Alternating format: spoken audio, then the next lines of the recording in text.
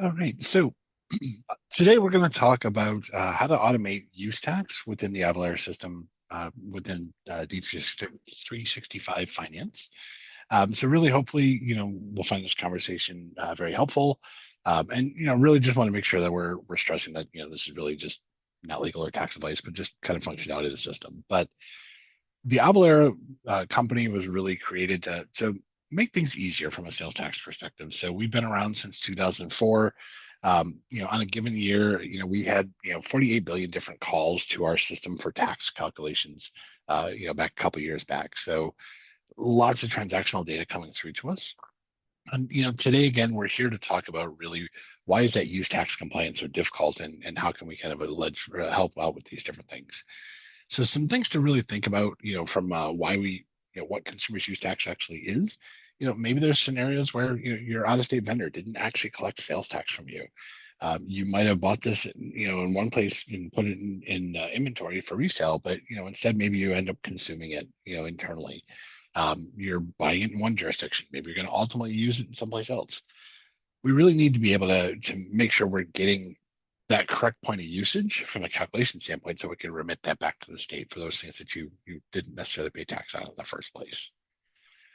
So there's a lot of different challenges in here. Again, whether it's that inventory internal use, maybe you got vendor bills that are coming through and they're just not charging you correctly, right? We can make sure that we're getting validations of those things and make sure the correct tax is actually being assessed. Ultimately getting this information over to a sales tax return, for the different, filing jurisdictions. So there's a lot of things that we kind of run through, and all these things are challenges that we can kind of help automate and run through with those different scenarios. So again, some just different things to think about. Are your suppliers for tax charging you too much? Are we capturing any overpayments? Is there issues that are actually slowing down your overall process? I mean, these are all things just to think about how we can automate and really make that whole process more streamlined. So how do we help with that? So again, with the AvaTax for Accounts Payable module built in, again, kind of leveraging the functionality within finance, we've got the ability to calculate, again, whether, we're just straight up to calculation, we're identifying whether it was overcharged, whether it was undercharged, and again, helping to accrue that correct use tax and or Canadian PST. It's centralized within our actual Avalara engine, so all the rates and things are maintained on our end.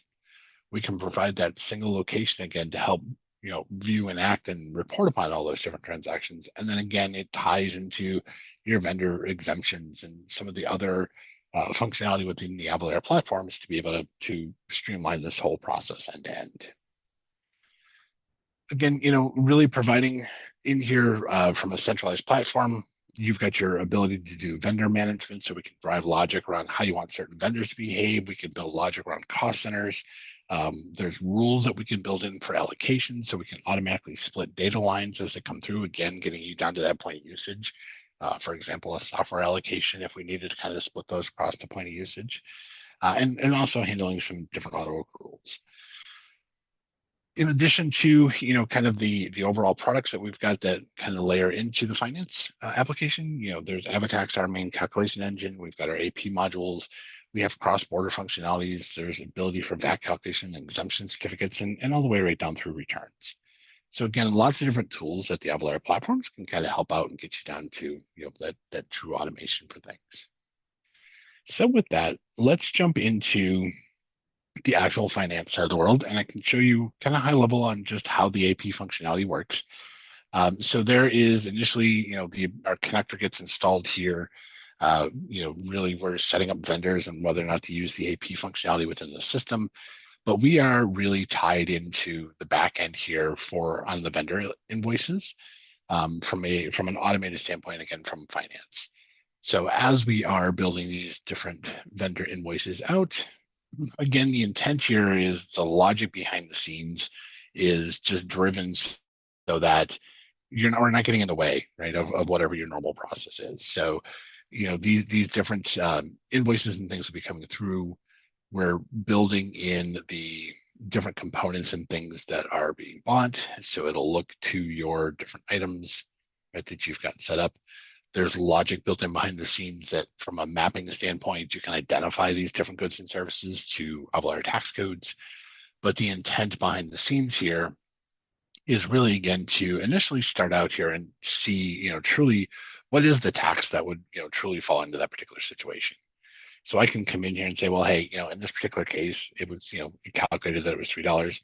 I can say that I only actually paid the vendor $1.50, right? So as we set these up and we do these reviews for use tax assessment, and again, typically kind of running through as this information through, depending on thresholds and things of that nature that we run in, we'll get different messaging, right? So in this case, I've got a threshold that basically just says, hey, just, let's just ignore this. The value is too low.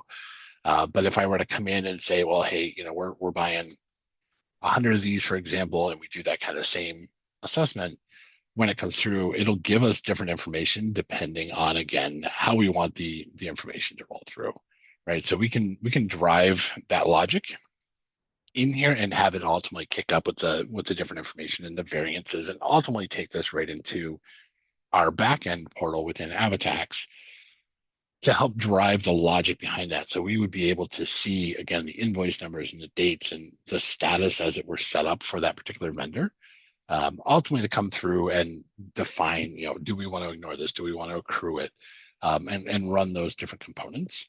But we can see tax amounts that came in. Is it taxable? What's the tax that was charged, right? So that box that I had entered on the previous screen. It calls to AvaTax and says, hey, this is what the actual tax is. What's that variance? So in this particular case, great, that one all worked out. This one we actually, we were only charged $20, but to calculate it was 150. So there's definitely some additional funds that we owe here. We can come through and define different logic into these different components. So this almost acts like a staging area essentially until you're ready to actually post onto the reports and returns. But this will give us that ability to drive through and see all the different rates and things that came in from that initial line. But I can also build logic around this to say, hey, I'm really using this in a couple of different points, so I can split these lines accordingly. And so we'll say one's going to South Carolina, we'll send another one over to Colorado, right? And then as these are built out, it'll actually change ultimately that point of usage so we can get that correct calculation for ultimately where these need to be reported through. So again, using the leverage and the logic behind the rates and the rules within the AvaTax engine to drive those different components, from a transactional standpoint, but really, again, driven off of the automation coming out of finance in combination with how you're defining different vendors and rules and things in the system to kick these things through.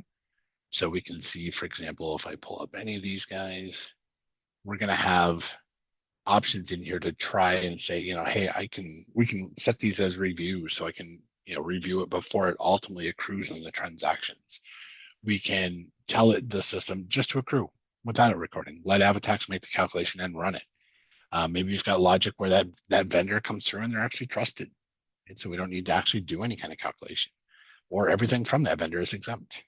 And so we can drive different logic specific to the vendor as we're kind of running through. We can build in additional logic around, again, whether it's the cost centers or GL, we can tie in information here. So ultimately we can, again, report these out to different areas. So we can build rules around these different scenarios and the different details that you come in.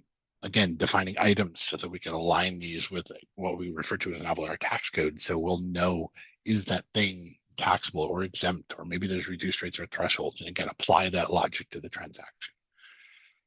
We can hard code in allocations. So for example, look at this particular one, we're basically coming through and building a rule that says, hey, every time these particular items come in, I can set the cost center, for example, in this particular scenario for Washington and California over to whatever that value needs to be, right? And again, just kind of build upon different rules in the system to drive the logic based on my different needs, from a use tax perspective. So there's a lot of different ways to be able to drive through and build out the different functionalities. And again, whether we're setting thresholds in here for the way that the rules differently come through. So again, depending on how that information runs through, do you want to ignore it? Do you want to skip it, et cetera?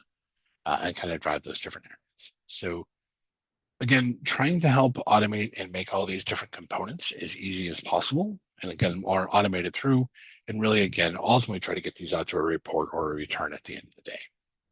So a lot of things under the hood.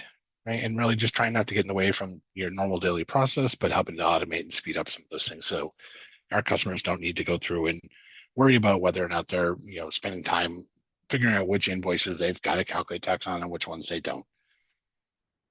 And I guess with that, I will give you guys a couple minutes back to slide into the next one. Thank you so much, Will.